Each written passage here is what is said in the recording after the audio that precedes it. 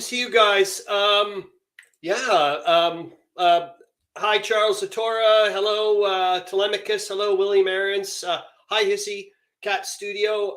All great to see you guys. Yeah, I've got a fair amount of stuff. It's weird. I find often that when I'm preparing or whatever for the live stream, I'm often like, oh gosh, I don't have enough. I don't think I got enough to fill up an hour. But I've also got to remind myself, it's like I've been saying, I'm trying to get this across to you guys, is that it's all of our live streams. So it's, you know what I mean? It's, you guys can help me out with engagement and whatnot and try to fill up things or to, and that's one thing I do want to mention later on in the live stream, hopefully, is being able to, you know, if you guys find some resources or so on and so forth, World War I and, you know, gaming related World War I, for goodness sakes, let all of us know. And that way we can start connecting, you know, having some, I don't know where the heck we would put it, but some kind of resource hub would be great. Great to see you, Meandering Mike, as usual. So here we go. I'm going to start right off the bat here with the History Heroes trivia thing and go from there. And I'll put in the first, this one I'm going to think maybe is a bit, going to be a bit tricky. I mean, I'm sorry if I'm being biased or whatever, but I'm going to say that if any, it just seems often I find that William Arends, you just seem to, out of the blue, get these really obscure ones. So if anybody I'm going to put my money on may get it this week, who or what am I? So I'm going to put it in the comments first. And then we'll go from there. But please let me know what you guys have been up to. I'd love to know. I mean, obviously, a lot of you guys had your Thanksgiving thing and whatnot. So I'm going to put that in here in the first one, the first banner. And so there you go. All my 8 sons served in the war. 5 were killed and 1 was maimed for life. Who am I? So there you go. What do I want to have? Made a little list. What do I want to talk about first?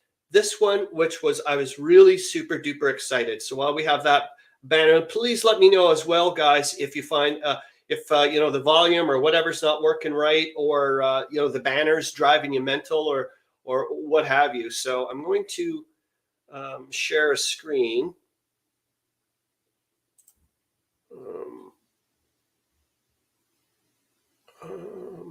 Hold on here. I want to present. Great Grandma Walton. Well, as you know, you get 1 point. Holy cow. I will say this on a side note, Meandering Mike. I don't know about you, but I really enjoyed the Waltons. Zoe and I were watching it quite often. Stop the screen. Why would I want to stop the screen? I want to present. So there we go. Okay. Present. No, I want to present. Why is it not doing it? It's not letting me... Why am I not allowed to, this is getting weird, guys. I'm not allowed to, I've got another window. I've got another browser open. And I want to, Telemachus says, just been assembling and priming miniatures for Mini Warmutt's next paint challenge. Spent all day. Yeah, please let me know. I don't know anything about that. I'd really like to share the screen. Thank you. Goodness gracious me. So there we go. So you guys can see that. I've uncovered a number of World War I magazine war games. I've been sharing them as shorts. Oh, gosh. Okay, thanks for letting me know, Hissy, because I wouldn't mind taking a look. So you guys can see this. Excellent. I'm just going to get rid of the banner temporarily, and then we'll go back to this. But I really want you guys to see this. This is what blew me away this week, was that one of the designers, or the designer or whatever, mentioned that Wings for the Baron is now on the P500 list. Like it's released. It's no longer just like in the works or whatever. So I thought maybe you guys would want to know about that. And then I'm just going to quickly pop it on so we can go to the actual thing. So I'm excited. That means I may actually I know that you guys have mentioned this to me repeatedly, that GMT tends to take quite a long time. It's okay. You guys can see that. So there it is. It's on the P500. Holy cow. It's really cranking out the orders to date. I just checked. I haven't actually put in a pre-order yet. Oh, I didn't show. Hold on. I'm missing the comments. There we go. Morning to all, Charles Latora says, and Meandering Mike says, yes, I saw it on the list. All I can say is a few days ago, it was at 37 or something like on Wednesday. So, wow, this is a good sign for me as far as I'm concerned. Okay, I'm going to stop that for a bit, and I'll put on the second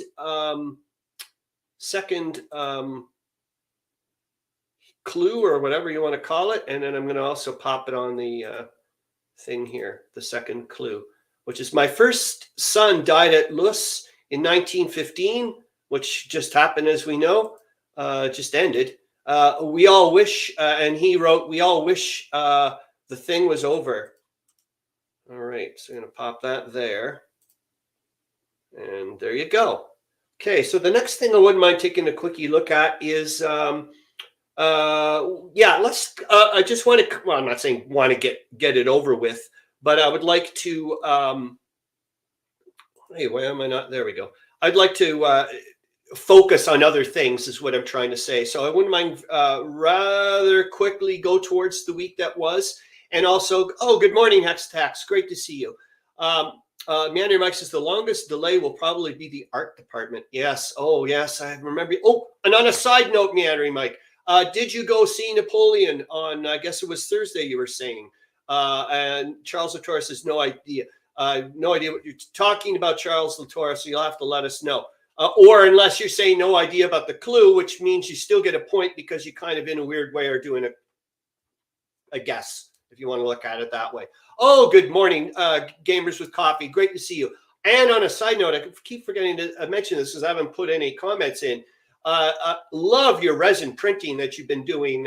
Some of the stuff that I got to watch, I got to take a look at last week there with the bulldozer and whatnot you're doing. And then you had like the Stargate thing and good stuff. Anyways, William Arends says Thomas and Eliza Everton. No, that's not it, but you're getting points for it.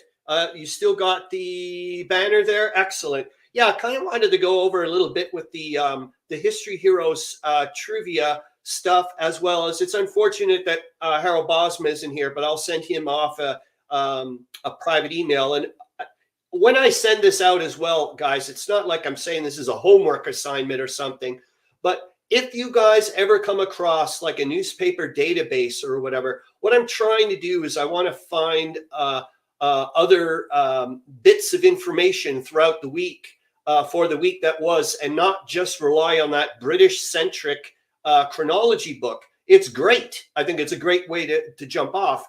But when I saw that Globe and Mail database thing and was able to get into specific dates, like I could just say, and I would like to do it with you guys, zip on over to November 25th, 1915, and take a look at what the newspaper headlines were in that newspaper in Globe and Mail in Toronto, Ontario.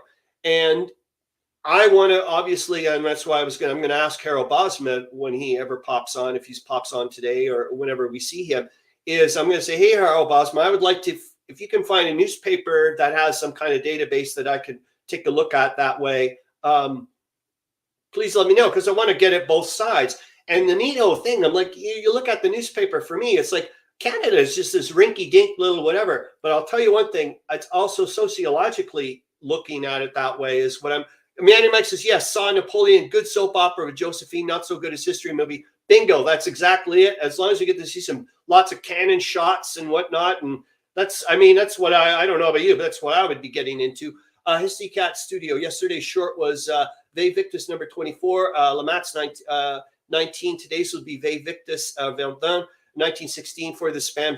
No, man, go for it. This is, like I said before, this is your live stream as well. It's kind of like, in a weird way, I'm just like, Mike was mentioning, we view this in a way of like another session of D&D, of us just getting together on the weekend or whatever. And that's the way it is. I've just happened to be the game ref or whatever. Someone's got to, do that bit while everybody else does the whatever. And we're just a party and off we go. And some people are going to join the party and leave the party and so on and so forth. And away we go.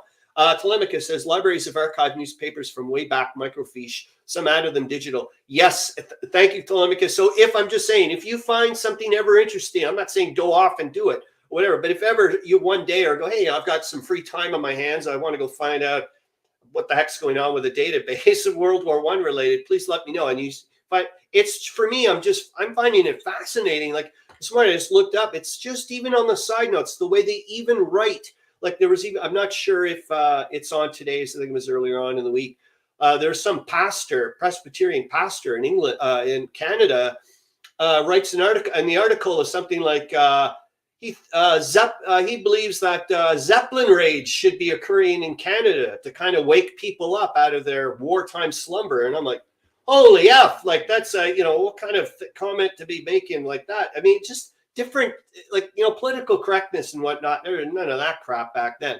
Meandering Mike, my rogue will pickpocket on Hissy. Bingo. Yeah. Okay, so let's see. I'll show the picture if I can. Hold on, I'm going to grab it. And yet again, even if it's in the comments later on, if you guys just leave, said, you know what, Chris, if you can just do this or focus on that or a zillion other things. Oh my God. And on a side note, William Arends, if you're still around, I actually played a game today, this week, and I actually finished it. I remember you mentioned it last Saturday on that impromptu live stream I did with Hex to Hex last Saturday night. And I'm not kidding. Like, okay, when you see the game, you're going to laugh. You're going to go, okay, it's a dinky game. But I actually finished. Like, I didn't just do a turn. I actually was like, oh my God, William Arends would be so proud of me. Anyway, so I'm going to show you the week. So like I said, it's just my typed in thing. I just this time, Lisa, you're not going to see my scroll notes or whatever. And I'll try to display options, window width. There we go. That should be a bit better. And then I'm going to present, share the screen, a window. Aha. And please let me know. And I'm going to turn off the banner for now. And we'll go back to it. We're doing not too bad for 12 minutes. So there, I just wanted to show you. And yet again, like I said before, it doesn't mean that this, like I said, it's not the only thing that's been going on. I just thought that these are kind of neat things that I found when I was going through the chronology book that kind of piqued my interest a little bit. The Pacific blockade of Greece proclaimed by the Entente. I don't know exactly what that means, but for me, yet again, that just shows me how heavy-handed Britain, can be, as far as I'm concerned. It's just shocking. More British submarines entered the Baltic. Yep. I think we were talking about this last week, that I'd also read an article there about how the British submarines were helping out the Russians up in the Baltic. But then later on, they got screwed later on when they were up there, that when Russia fell apart, and they actually had to surrender to the Germans. And they said, screw this, we'd rather scuttle the submarines. And German proclamations sent to India urging Muslims to holy war. I don't know if you guys want me to read the whole bloody thing here. Like I said, these are things I find interesting, and what's kind of in the works. And there's again, I think we mentioned it last week with the shortage of Russian arms, munitions, and uniforms, and then the Germans in the newspapers were having a good laugh about it, and that now it is essentially the French are unable to help out the Serbians, and now they're being driven across the mountains. And it's not really a little bit this morning hammered in a little bit more into my head of how mind-bogglingly improbable it sounds. Like, oh, by the way, let's go and cross the mountains in winter. Like, holy Christ. Hex to Hex mentions this new stuff is one of the best parts about your playthrough. Oh, thank you very much. Like I said, and there again, we had mentioned this a few weeks ago when I was doing the Great War in Africa book with you guys, and that Cameroon had been taken over, and it was just so weird. Like, it was interesting that the book was jumping ahead of where we were the week to week kind of thing, but it was interesting. Yeah, and the Austro-Hungarians and the Italians are still beating the hell out of each other along the Isonzo. But this is the fourth battle's finished up or is raging right now. And I think it's the third one is where that's where Barajevic just made it by the skin of his teeth. And I was mentioning to you, I think you got a few months ago or whatever, I thought that the third battle of the Asanzo would actually be a half decent battle to game. I think it would be a really neat thing to game, just because of this. It seems to be a bit of a touch and go until the reserves show up, and they're like just a couple of battalions or something, or brigade or whatever. Like I said, a lot of things I need to learn about. The Divina salient, I have to find out exactly where that is. But you can see now that the Serbians, Marshal van der Goltz, I want to show you a bit of a picture about him. Why did I know about him? And that's from that Ottoman book from way back when, that knocked my socks off. That's $160 Canadian, and that's why I don't have it in my library.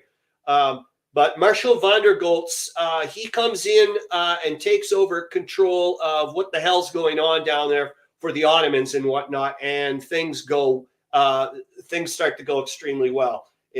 From what I know, from my limited bits, you may know more about it than way more about it than I know. Oh, and unfortunately, yet again, Bosma is not around, but I wanted to yet again mention that the Labyrinth was there. Good morning, Mini War Mike. Great to see you, especially for you.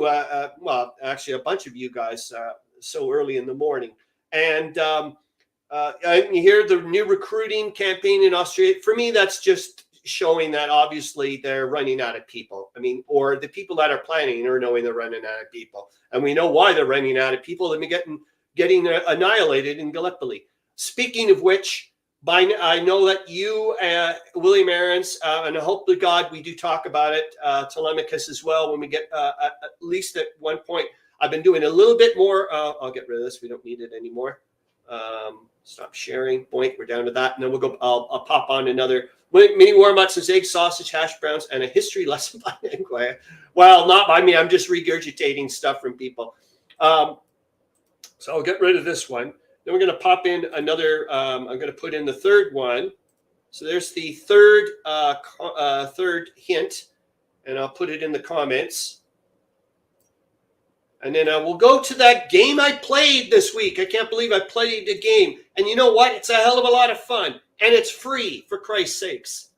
Jeepers jumping. What else do you want?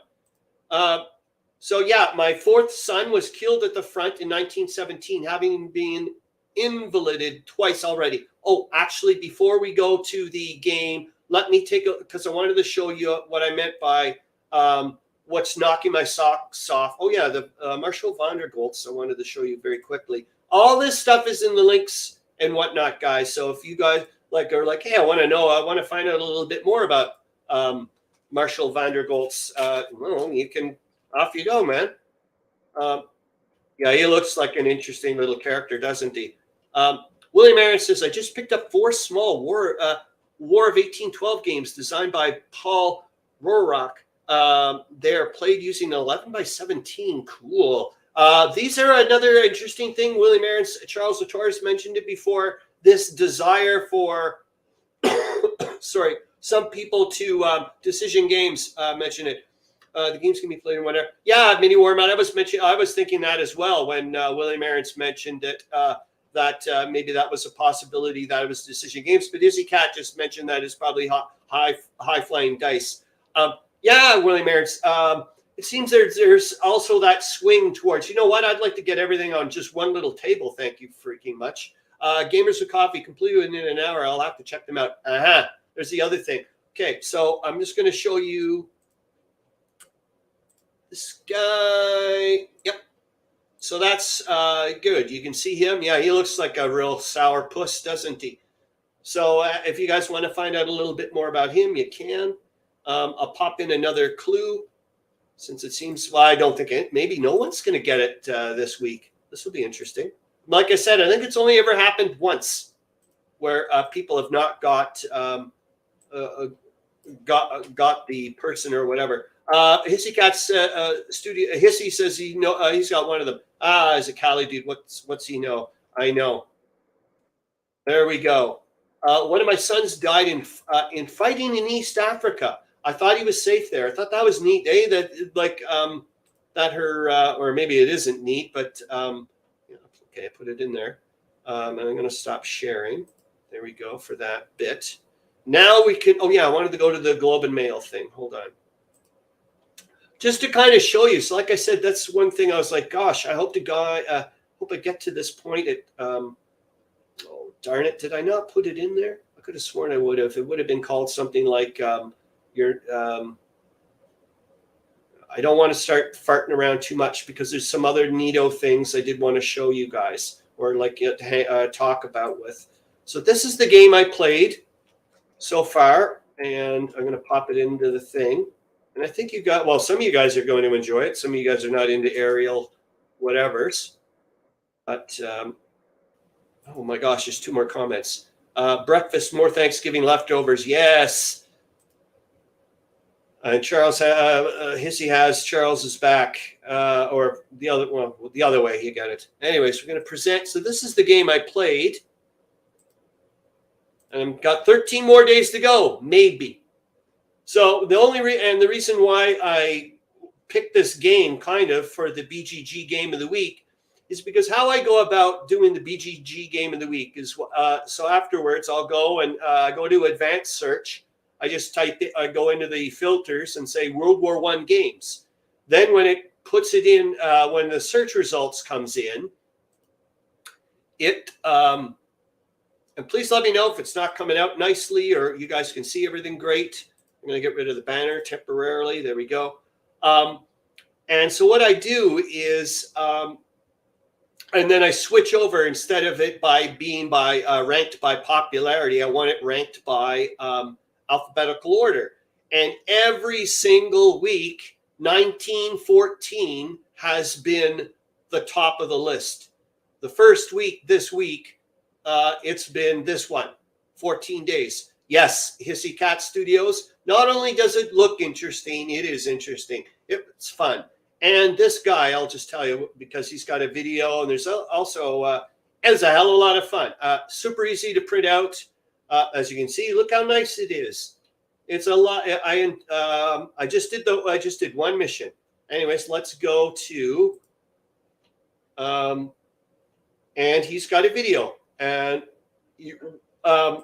this, I'm not going to watch it, but when I started watching the video and when I saw the components, I went, wait a minute, there's something fishy here. This guy, it can't be his first kick at the can kind of thing. And no, if you go to here, to his stuff, he's got a lot of games listed. Darn it. Should I have not done that? I don't know how, but anyways, I did notice he's got a ton of games.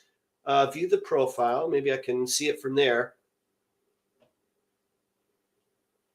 Oh, well, maybe I don't know. I don't want to start getting into craziness, but let's go back to the game. But the video I found, Charles Latora says, I need detailed sequence of plays for all my games. I feel like I'm missing something here with this fighting sale. I know, man. And it sucks hearing this from you, Charles Latora, due to the fact that you, for me, are one of those heavy hitters for slugging through games that most people think are almost impossible to go look. You did the Tanga game, for God's sakes, and which actually was why it started us off on the little garden path of learning more about the Great War in Africa, for goodness sakes. Anyways, I found this video very super easy. Well, I used it to learn how to play. So much so that halfway through the video, I was already anticipating what to do or what not to do. So I'll stop sharing this for now. Anyways, I highly recommend it. I've only played one so far, so I can't, I'm not going to do a recommendation thingamajig on it. But I'm going to give you another banner or a clue, since no one seems to be getting them. And then I'll put it in the another one. Queen Mary thanked me for my sacrifice in 1918. I said that I did not give them willingly. All right. And then I'm going to show you, if I can, my character so far. Is he around? Did I do him? Oh my God. Are you serious? Oh, I did. Or kind of. I thought I had turned him into a picture. Hold on, I want to see if I can export him to a picture very quickly. Just okay, there we go, done. Aha, all right. So get rid of him. I just wanted to show you my my dude. Present, share screen, window. So here's my dude so far. Hans Zipper. And he's only done one mission so far. It was objective 4. Like I said, I found it very interesting to, it was just a fun little game so far. I had to do a patrol. My weather was clear. I was able to shoot down one enemy plane. I successfully did the mission, and I successfully landed. And I decided to pick a Halberstadt D5 for the hell of it, and I've got 3 points for what I did, and off I go. Meandering Mike is very sad. I know when I know that quote in particular. When I read that, I was like, eesh. Charles Latora says, with Tanga, I was upset. I wasn't getting more pissed off. Killer swarms. Yes, I remember that you were mentioning that. And I also, didn't you think it was interesting, Charles Latora, that later on to find out that well, maybe it isn't so, whatever. But I did find it interesting that when we were reading later on about in like Cameroon and whatnot, that they were also getting nailed with killer bees and so on and so forth. So here's your another banner, or another clue, sorry, and I'll pop that in. And I raised 8 sons and 6 daughters on my own after my husband died in 1912. Jesus H. Christ. And like you're saying, Meandering, Mike, talk about whatever. She's talk about suffering, or she's gone through the ringer. Okay, so we did that. I didn't show you the Globe and Mail thing. Damn it, gall darn it. I certainly did really wanted to show you. Hold on. Just because I want to kind of give you an idea of perhaps why I would like you to, if you guys ever find some interesting databases and go, hey, okay, so I'm in. And we go to the start page. Excellent. I found my copy of The Light Horseman. Who was asking about that last week? I wonder if it was Harro Bosma, Meandering Mike, because he's been getting into the Battle of Eylau, but I can't, obviously, I shouldn't speak for him. Then, Gwen, at some point, I would love you to play test Richthofen and Bloody Ape. Darn right I would. Yeah, yes, please, Hissy. Okay, so I'm going to let you, hold on here. Let's present. Oops, sorry. Present. Boink. There. Okay, you guys can see that. Now we're going to go to advanced search. I'm going to go to specific date range. And I'm going to go to 1915. Just for today. And I just want to show it, just to me, it's like, whoa. I just find it awfully revealing, and it's just like just the tip of the iceberg of what goes on here. There's just so much to learn.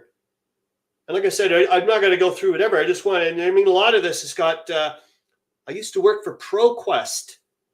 What is ProQuest, by the way, Meandering Mike? I have no idea what that is.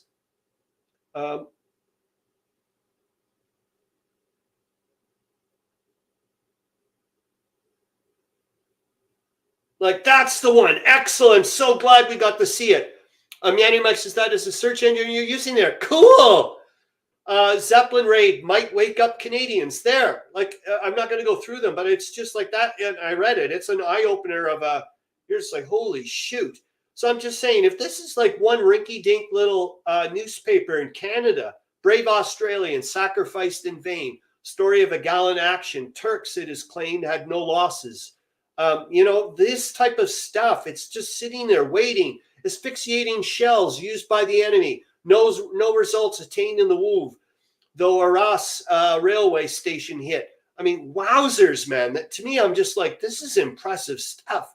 All right, so let's go to another neato thing, which I thought was, we will, and then we're going to go to, which is in a weirdo way, I would say, I'm going to go to another banner, and we're running out, guys. We are running out of whatever. I think this could be, maybe I'll just give, maybe we'll give everybody but Meandering Mike points. So people can get slowly caught up. Oh, that's God, I'm being terrible. Hold on. I'll have one less viewer. Oh my God. Actually, I think this is the last one, guys. Yeah, it is. This is the last one. My granddaughter discovered my son's letters and my story in a suitcase in the attic. I know, Mini Warmut. Anyone know who this person is? And that's what we're trying to find out. Well, I know who it is because obviously I did the answers. Oh, there is one more clue. That's why I have it in here. You did it, Mini Warmut. Jesus H. Amy Beachy. That's it. It's Mini Warmut does it. Son of a bee. Well done. Yep. Well, I'll go and take a look. Let's go take a look at her. It's weird. You know what is that? I'm going to have to take a look at. I'm going to have to go and take a look at her. Do I have her thing in here? Yes, I do. All right. I don't know what is wrong with my. Yes, I have to start showing that status bar. I want the status bar. I want the toolbar. Okay, excellent. There we go. And I want to pump. Yeah, I don't know what's going on with my camera. It's been so just fuzzy. But actually, we don't need to see the whole thing. She was born in 1855 to 1936. You got to see the Globe and Mail thing. Now let's go to what I kind of did want to show. We can get rid of this. I can get rid of the banners. Hide it. Goody. And then we go to here, and then we're going to go to the SBI resource site. And I don't know how long we're going to go, be able to go there. We're doing not too bad. Yes, congratulations, Mutt. Hissy says, you're darn right. I was like blown away, man. So here we go. We're going to go to the SPI Wargame site, I hope. And it's partially in a weirdo way. I'm not in a weirdo way, but partially because other people got, well, the regulars, if you want to call it that. But Charles Latora got like a little specific game mention when he did the Med Shirako, and then also Harro Bosma got the Battle of Eylau, and I was like, oh, Meandering Mike's Mr. SPI often. He's always talking about SPI. And he knows about this SPI resource site. Mini Warmut says, I think the Saving Private Ryan movie was inspired by this story. I was wondering about that too, Mini Warmut. I was thinking about that as well, man. Anyways, I thought, I don't know how many people know about this site. It is just a dandy. I think I found this out probably because I, yet again, typed in a search engine looking for the rules and said PDF or something, doing those. Let's see if I can find whatever. And my jaw dropped when I saw this site. And I was like, has this person really got all the rules listed? And yep, you can go and go and go. Let's go back to the main page. But if you guys see anything here that you guys would like to take a look at, for the love of God, let me know. And this thing was another thing that knocked my socks off. And it seems, and it's it's been updated recently. I think he posted like on the 12th of November or something. But you can go in here and, for example, like, who's this person? I think it will show you somewhere. Hey, why is it not working there? But you get the idea. All the different stuff you can find. Is that still working? Let's see. So why is it not doing that? Share this tab instead. Geez, that's so weird. I'm going to have to remember that it's not doing the... Okay, so you can see that. Good. I guess it's doing one of those weird things with the whatevers. But anyways, I thought if you guys... And here's this other thing, which is one thing I would like to maybe take... And you guys can see that. Excellent. Now, Meandering Mike, you had mentioned something about finding something on this site about zones of control. You said it was a really good article. I don't know which one it is of these. I've only I've printed off all these, but I haven't read any of them. But they're in there, and I was like, boy, this should really help me out. you know, brush up on stuff, because I'm really naive when it comes to a lot of you know, that type of well, just basic gameplay, for goodness sakes. Anyways, I thought maybe you guys would be in the test series. I thought was kind of neat to find out about, because they have the Tannenberg one there. I've got that upstairs, and I didn't know what in the world the test things were. So anyways, there you go. I thought if any of you guys don't know about the SPI Wargames resource site, there you go. Like I said, it's Meandering Mike says Moves Magazine had beginner article on zones of control, etc. So maybe it's in there. I'll have to the advertisements or whatever, but yeah, okay, I'll take a look. But thanks, Meandering Mike, because I wouldn't mind finding out about the zones of control thing. Let's do a quickie shout out to this one. And yeah, you guys of course know this one here is, you're welcome, Hissy. This is more, it's just more of a shout out to this to the book. I'm not saying it's oh yeah, I'm gonna get rid of here. Why are you there? Boink. Is this the Crowns in the Gutter book? Meandering Mike says test series games were the precursor to them putting games in Strategy Tactics magazine. Oh, neat. Well, yeah, it'd be kind of neat too, as well as maybe to see if you could find one of the games that ended up going there, and see what differences are. The reason why I'm just a little bit of a shout out is because I don't give this enough credit. This book. At first, when I got it, I was like, I just thought, it's not. It's a bit like a light-ish, whatever. Ironically, though, at the very back of the book, when it's like war in the colonies and so on and so forth, it's got quite an extensive little, quite an extensive section on the war in Africa, and some good close-ups of the maps and so on and so forth. So I thought that I just wanted to give it a nod, in the sense that I don't think I give it enough credit, this book.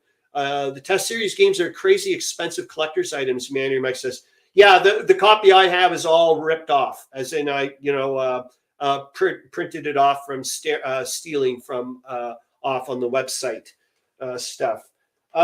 Yes, let's go to the Naval Warfare thing, which is what I wanted to mention with you guys, Telemachus and William Arends, way back when I said a few weeks ago, what would have happened if, like, let's say magically, the High Seas Fleet had disappeared at World War I. Charles Latora says, decided to collect back issues of Moves as well as Fire and Movement magazines from last century. Interesting. Hex Dex, Ted Racer, interesting. Yes, Hex, it is a good book. And like I said, at first I was like, yeah, it's not in-depth enough for me. Like, I wanted it to get a bit more into it. So I kind of like sloughed it off a bit, and it's like, no, you shouldn't have. I don't know why the heck. Oh, I know why. It's because I was looking through all my books to see if I can find more naval maps and diagrams and whatever to help us out talking about the naval warfare and this whole idea of what would happen if the German High Seas Fleet just magically vanished, let's say at the beginning of World War I. What would the British get away with, and so on and so forth. Now, I'll talk. I'm going to jump around a little bit, but I'm going to hopefully stay in. And while I jump around, I would rather you guys stare at something than me. So I'm going to hopefully share a picture, share some pictures of scans from my from the book that I did.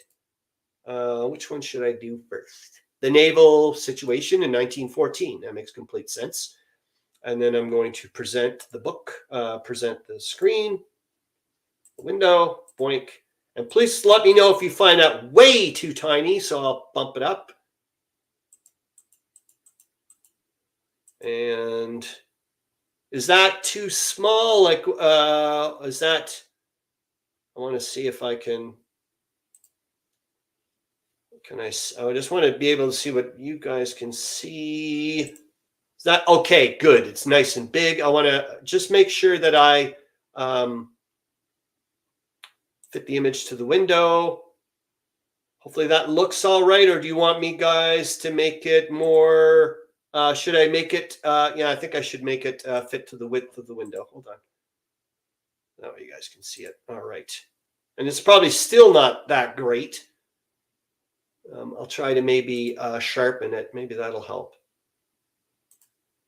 I think so. Maybe you guys can read a little bit, and I'll try to bump it up a little bit. But we will. I'll show you that. Like I just wanted to chit chat, like let you guys stare at something while, or maybe actually I'm gonna just reduce it so maybe you guys can read. If you guys can, I don't know what if you whatever, but at least hopefully you guys can see something. I have all the Moves magazines from SPI era, Meandering Mike mentions, but not all the later publishers. Of course, find them might be a problem. I don't know anything about these Moves magazines, so it'll be we should talk about these at some other point, which would be nice. All right, so I did some scans of the books. Hopefully, this will start bringing in some of the some things into context for me, anyways, and you guys for the naval stuff. So one of the articles that I did find a few weeks ago when I was like, wow, I'm ever happy I found the article, was what would have happened if the Germans had won at the Battle of Jutland. And remember, this is just that guy's opinion or what have you. What did I get from that book or that article? That he thought that that the British actually would probably would have less of an impact if the British had overwhelmingly won at the Battle of Jutland rather than the other way around. So he thinks that if the Germans had won the Battle of Jutland, that it would have a significantly bigger impact on the war, but maybe not end the war. Because he thought the writer mentions things such as, it's difficult to get around the geographical location of the British Isles, even if they had a tiny amount of not much of a navy left, let's say up there in the North Sea. Just their geographical location helps them, like facilitates a naval blockade. They were mentioning. Also, secondly, they had allies. They were able, as we know later on, the Japanese do end up bringing battleships or battle cruisers into the Mediterranean and so on and so forth. And he mentioned that they could also bring in, they could also help, ask the French to bring in some ships from the Mediterranean if they needed help. Hissy Cat Studio mentions Moose Magazine is a monthly magazine, focuses on a street hip hop. Oh, you little bastard.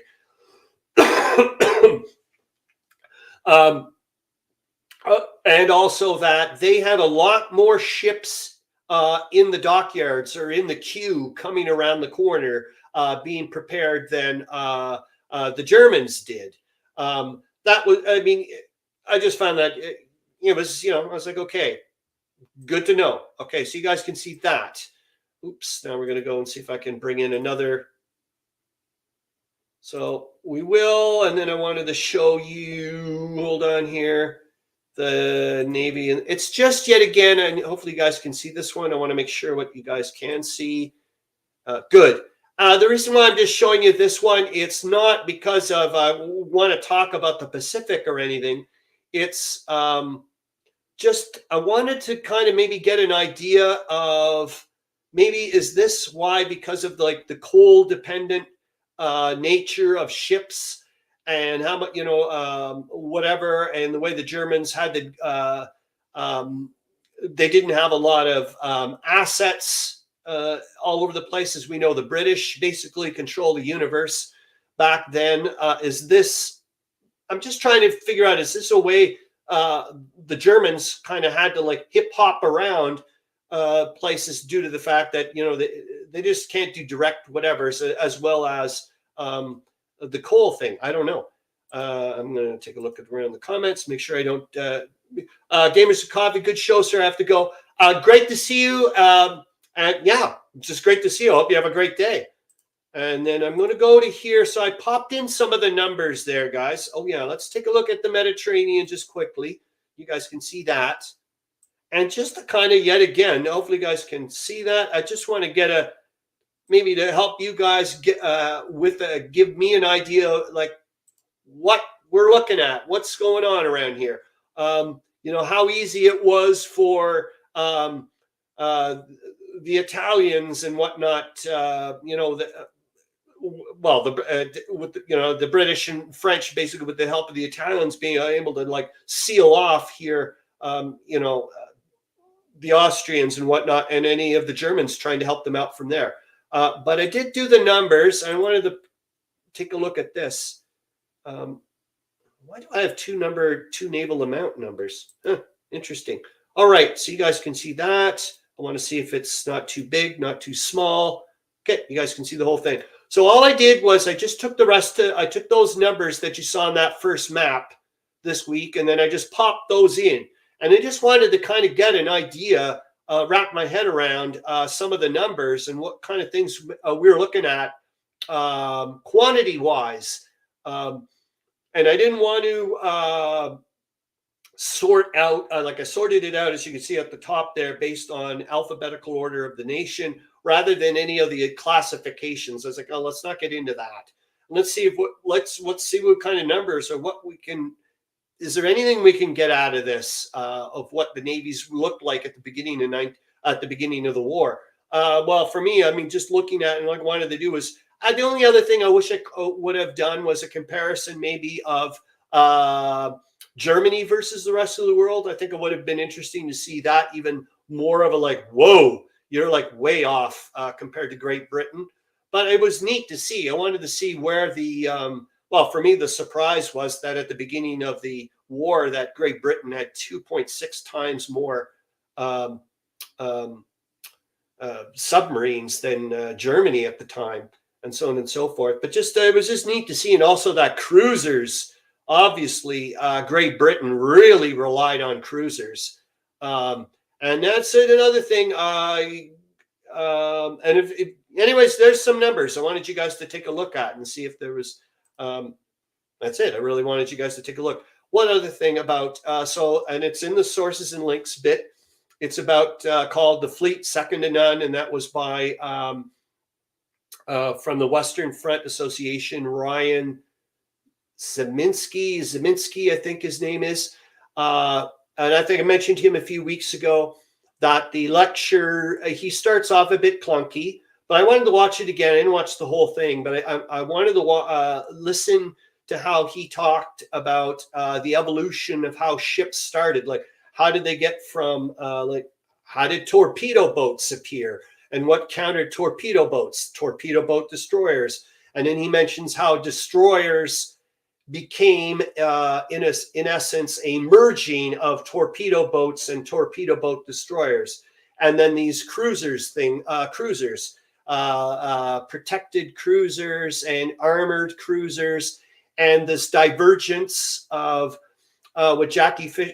This is all obscure stuff for me, so don't whatever hammering it down. With Jackie Fisher starting to clue in of the trying to go with protected cruisers versus armored cruisers, in a sense of like, okay, we'll start using speed to compensate for armor, in a sense of, okay, we'll put armor, concentrate the armor on certain areas, and then and maybe use the speed with big guns, and actually not have, which was kind of like I'm kind of diverging a little bit too much here. Anyway, since I know so little about the naval stuff, same as here. But it was neat to hear that they went strategically differently. Of like, okay, we're going to try to compensate, as an example, for armor with speed. We'll try to keep our cruisers away, shoot far, and see if we can nail you that way. But it was all right as long as you didn't go into cruiser versus cruiser and that type of thing. So what I'm just trying to still wrap my head around, okay, what would happen? Is it game-wise? Thank you, Meandering Mike. I know that I also, yet again, I'm also trying to cater to everyone, and I don't want to go turn into this hour-long fest of whatever. How to turn, and like I've mentioned before, from some of the thing about the German seamen, when they were saying that, we wanted to give it a go against the Brits, and we knew we were outnumbered and so on and so forth. But at the beginning of the war, we were, whatever. And then he stayed in dock for Lord knows how long and got demoralized and whatever. So part of me game-wise, I'm like, I would maybe grand strategy-wise, I'm looking at it. When it gets to a certain point for the Central Powers, if things are not working, because let's be honest, it's the naval blockade as far as I'm concerned. That's the clincher. That's what kills. I mean, everything else, it's kind of like, okay, it pushes it a little bit quicker. But, having the Americans show up and so on and so forth. But the naval blockade, come on. That is just mind-boggling. Okay, I'm running out of time. God damn it. But I did want to bring in a few, mention, just a few shout-outs. Yet again, I've only listened to the first 2 episodes. The Not So Quiet on the Battle, on the Western Front podcast. Remember, it just started a few weeks ago. Really good. I said I just listened to here. I'm going to share it so you guys can see it, and then we're going to a little anecdote, which I thought was so. There you go. So this is here. I just listened to the Battle of Mons last night, and I was going to listen to the Battle of Luz this morning, but it's over an hour, and I was like, no, not going to do that. But it's neat because there's all these kinds of crazy little anecdotes that pop up. For example, there was that one colonel. We're going to have to look him up. Hold on. I've got him in here. Tom Bridges. And it's like, holy cow, this stuff really happened. So he's this cavalry dude that found out that during the Battle of Mons, in Battle of San Quentin or something. Hold on, I'm going to see if I can. Did it not do it? No, I didn't do did I not? Anyways, the mayor begs the British guys to surrender because he's scared to death the Germans are going to wipe out his town if they good. You can see him, Tom Bridges. Thank you, Meandering Mike. So this guy here. So the guy says, okay, they sign a letter of surrender. So the British actually do surrender. I don't know, 2 corps or not 2 corps, but whatever the hell was in that town. This guy shows up with his cavalry, finds out that they've surrendered, and is like trying to get them like, hey, come on, guys, we can, we got to make a stand here against the Germans that are coming. No one really pays attention to him, and so he and his, I don't know, his assistant or whatever, goes into a toy shop, buys a little toy drum and a tin whistle, and him and his assistant supposedly play Tipperary, walking around a goddamn fountain, and get all the British soldiers all freaked out or whatever, and they end up getting the morale bumped up, and off they go. I was like, holy smokes, man! Like, so in other words, what I'm saying is that type of stuff is waiting for you there. For that type at that YouTube podcast, and they've only done 2 episodes. I'm like, holy moly! So we've got like, and if that's like, I want to find out about the Battle of Luz, their take on it, because that's, I don't know. Remember, that was where John or Jack Kipling, Rudyard Kipling's son, that's where he was killed. That's the first use of gas by the British. This is the coordination with the Battle of Champagne that's going on, so on and so forth. There's a lot of stuff going on. So I'd love to find out about that. Wow, that would be an interesting, man, Mike.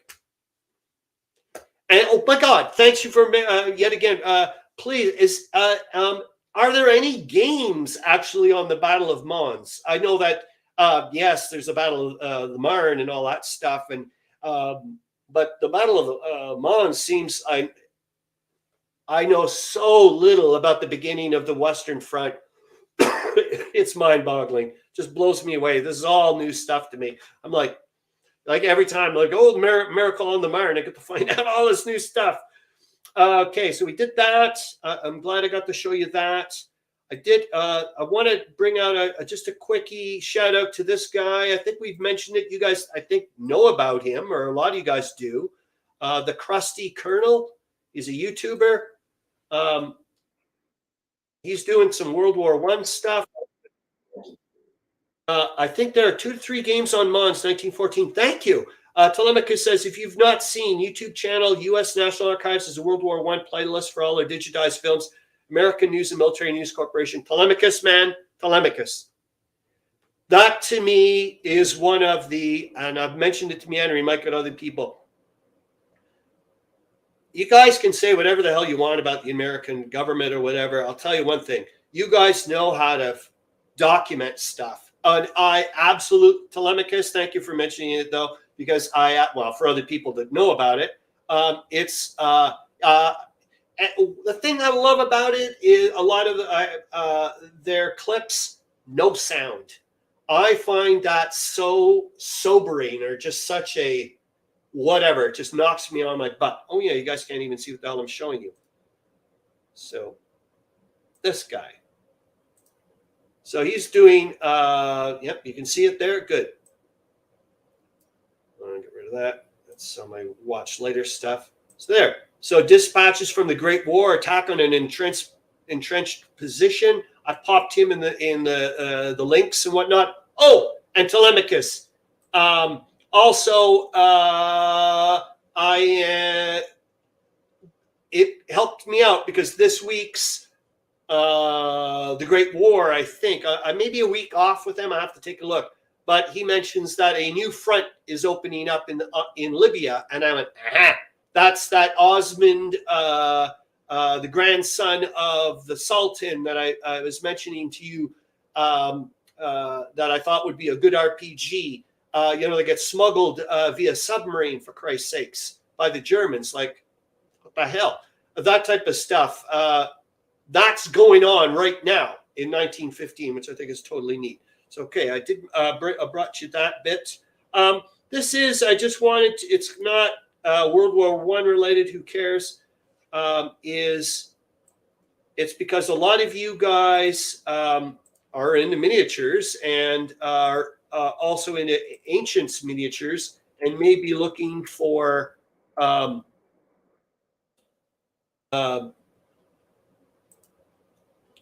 other sources. I'm not sure if these guys are all 1:72 scale, but like I said, this is on, you can go and take a look. It's on the whatever.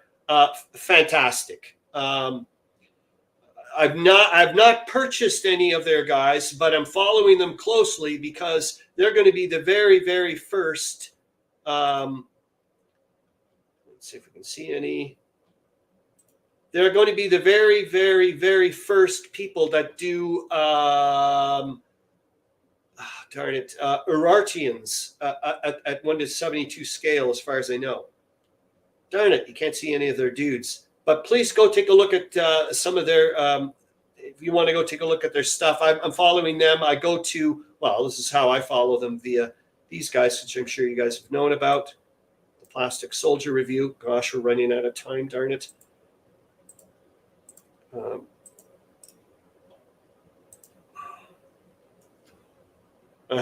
There is the Plastic Soldier Review. So I like to go here. I don't go there as often as I should, but he'll bring up the news and so on and so forth, and let you know what's going on. So that's how I've been trying to find out about Linear A. Also, I know that you mentioned this on Wednesday's Not Jay show, Charles Latora, that you were looking for some 15 millimeter figures, more 15 millimeter figures, and having a difficult time. We mentioned this site a few months ago, but I'm going to bring it up again. The Mad Axeman thing, and you can go here, and he's got a list of all the 15 millimeter suppliers. He also can, as you can see here, shows pictures. He says, "I purchased Tannenberg thanks to you, sir." Just saying, yeah. I thought that was neat. I've got to go actually take a look at. I think you did an unboxing or an unbagging. I haven't looked at it yet. And he also goes through a little review of all the whatever. So I thought maybe you guys would want to take a quick look at that. We're running out of time. Was there any? Well, there of course a bazillion things I could whatever. Oh my God, we didn't even get into the trench warfare. William Arends says, as a career soldier, I respect that the U.S. armed forces are tactically superior, while the political leaders and higher commands of the United States were too often strategically deficient. And William Arends, you know what's neat that you mentioned that? One of the, darn it, this is months and months and months ago, and it's going to take a long time for me to find, but it's probably the World War I Museum and Memorial that has it. Manny makes a copy of Tannenberg in my current game giveaway. I noticed on my channel, amongst other games. And I know it's not the best scenario to do whatever, but let's be honest, they do try hard. It's great to see it all in one little beautiful little package, like we're talking, Charles, William Arends is mentioning about the bunch of 11 by 17 games. What the heck was, yes, William Arends, is that the differences between, they were saying, like, if you look at American generals now, or the structure now compared to like back in World War I and World War II, he's like, look at how many times generals got fired back in World War I or World War II, every 5 freaking seconds. And it seems like it wasn't as big of a deal in a sense because it wasn't a career ender. Not for all, for some of them probably. Telemachus mentions career politicians usually make bad decisions in tough times. Boom! And that's exactly what this guy in the lecture was mentioning afterwards. He goes, this shift that happened after maybe World War II or whatever, where generals and whatnot have been kept in a career in their position for so long, and this is what's ending up happening. I was thinking, I was like, I wonder if other governments or whatever are going, yeah, excellent, keep it up, you guys can keep draining your mental whatever away and that type of stuff.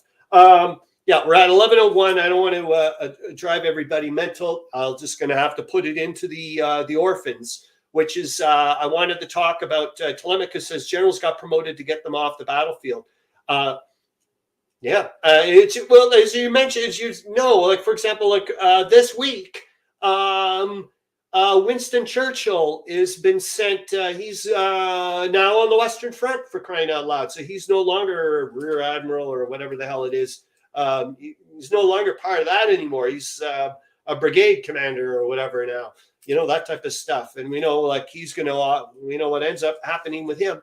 One of the. I'm just going to say this. I've mentioned it before, time and time again. This trench warfare book, I was actually last night looking up, went to Goodreads to take a look at some of the reviews of what other people thought about it. Yeah, and I agree. Often it feels like an essay. It feels like a thesis. It's dense. It was interesting. I thought at first I was going to go through it like a mile a minute, but when it gets to phase 2 of trench warfare and so on and so forth, it just. But it is it's got so much game in here. It's not funny. And it's for me, it screams game. There's so much game design potential in this book. As far as I'm concerned, it's not funny. I want to talk more about that type of stuff. It would be wonderful. Yet again, please bring up, because we're at 11:03, please bring up in the comments, throw them down or whatever. Any ideas that you guys, hey, I would like to, can we find out a bit more about this bit about World War I, or can we find out about that scale, or you mentioned about this whatever, can we like look that up? That's what I would love to do. I'm listening to The First World War by Martin Gilbert. Interesting. I didn't even know that was a thing. I've got his thing, but whatever. Meandering Mike says your reading speed is almost as if you hit the enemy trench line and slow to a crawl. I know, man. It blew me away. I was like, and it is dense, Mike. Good listen so far. Thanks, Sissy. It's a good read to know, because I would like, if you can tell me what the narrator is too. I'd like to know. Good stuff. Now way off I go. Take care. Great to hear. Yeah, let's end this. So yeah, let's do I want to find out, do more about that. Let's do some connections, resource stuff, get a little hub going or whatever for gaming World War I type stuff. And that way people can go, oh, I can just go here. Like that Mad Axeman thing that's got, for the 15mm supplier type of stuff. Anyways, that's it. I hope you guys have a great week. Thank you so much for showing up. And I hope to God I see you next week. Don't forget about that free game, 14 aerial days or whatever it is. And yeah, thanks a lot. Where's my mouse? Bye, guys.